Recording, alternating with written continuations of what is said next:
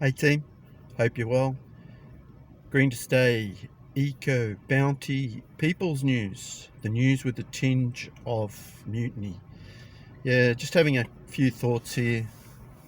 I get sent a lot of articles on different technologies and innovations, and it's funny. It's hard to know which articles to trust, which articles are credible, because one minute they're endorsing a certain alternative clean energy, and the next minute they're canning it.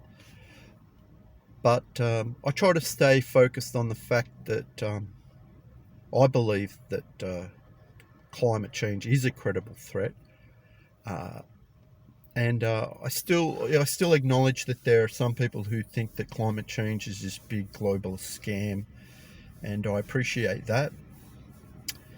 But even when I was young, I just surmised that the natural organics of life couldn't handle the amounts of poisons and chemicals and pollution that we were spewing up into the air, into the water. And so it wasn't a great leap of faith for me to believe that climate science is a credible threat to humanity and to our ecological system. And I don't know how the skeptics stand on that. Um, I still see. I'm surprised that there are still skeptics on climate change, in a sense, because some of the people, and some people I actually even follow their blogs, um, and maybe they need to, if they want to debate it, that's fine. But I don't know. Is it the fact that they doubt that humans can change the atmospheric balance of oxygen and carbon and pollution? Is that what they're doubting? Is it the fact that they don't believe?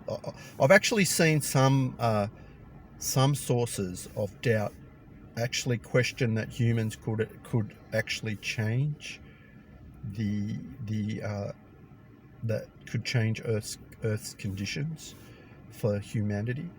Um, and some of these sources will use biblical references, which is I know is a scriptural error, because there are scriptures, particularly in the book of Revelation, that do prophesy a time when humanity would be a threat in ruining or polluting or threatening the planet. Revelation chapter 11 verse 18, if you want to look that up. So that's not scriptural to believe that it's not scripturally credible, because the Bible actually says it.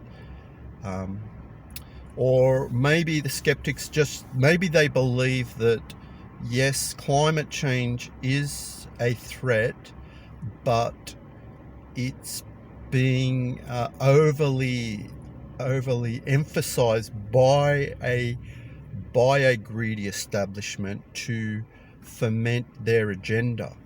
Maybe that's more what the skeptics believe, and I can appreciate that point of view. But for people who just outright dismiss climate, that humanity can change the climate, well, I mean, you just have to go down to you have to just go to some of your local water sources, or your beach or parks or anything like that, and you can see the detrimental effect that humans can have on the environment. So I don't understand that perspective. But if you're coming from the globalist agenda, sort of, try and monopolize their own solutions, yeah, I can appreciate that perspective. But I think that the skeptics need to make that distinction in what they actually doubt, and because we really want to get a sense of unity. And I think it's important to have skeptics, because they do limit the risk of going with an agenda which isn't beneficial for us in the long term. It's important to have these skeptics, to have these people argue against a certain course of strategy that governments and the establishment will take.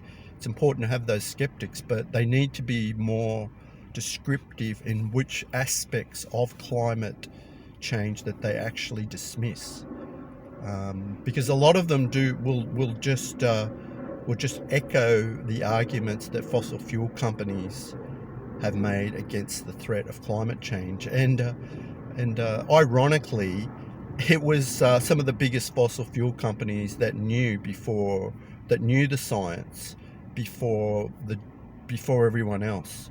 So yeah, so I don't know. That's just a thought. The other thought I had was regarding the solutions of energy, because everything's revolved around energy. All the geopolitics is being pushed around energy, fossil fuel energy, old energy, coal, oil, gas. All these the wars now are acting as a proxy excuse, a proxy war in aid of different energy monopolizations. So I get sent information about fusion nuclear, and I'm not against any alternative solution for clean energy, fair, clean, cheap, clean energy. On average, from the research that I've seen, it takes 17, 18 years for a nuclear reactor to come into play, and it's very expensive. There are, as I've had nuclear scientists explain to me, there are cleaner ways to get rid of the waste of nuclear reactors.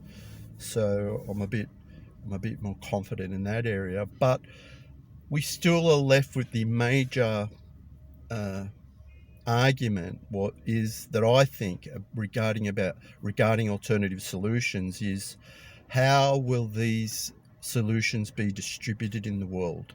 Will they be, like under the current situation, part of the Western world's dominance on the economic system by using these alternative solutions, or will this be open?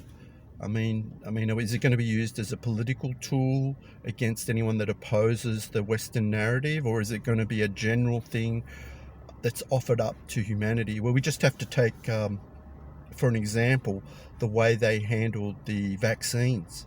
Not that they were, in my opinion, a solution, but in fact, these vaccines were held back from very large populated areas in the name of intellectual property. So is that the way the energy argument is going to be handled as well? I don't know, just different thoughts. I'll leave some information. I'll leave you guys to think about that. Just leave any thoughts, suggestions on that matter of how can we share these mutually beneficial solutions to dirty energy in a fair way for all humanity.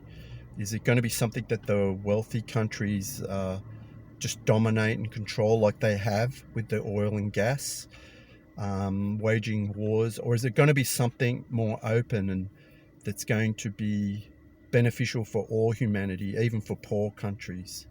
I don't know, I just thought I'd just leave that thought there. Anyway, this is Green to Stay Eco Bounty News. Thanks for your time. Make eco fun. Signing out.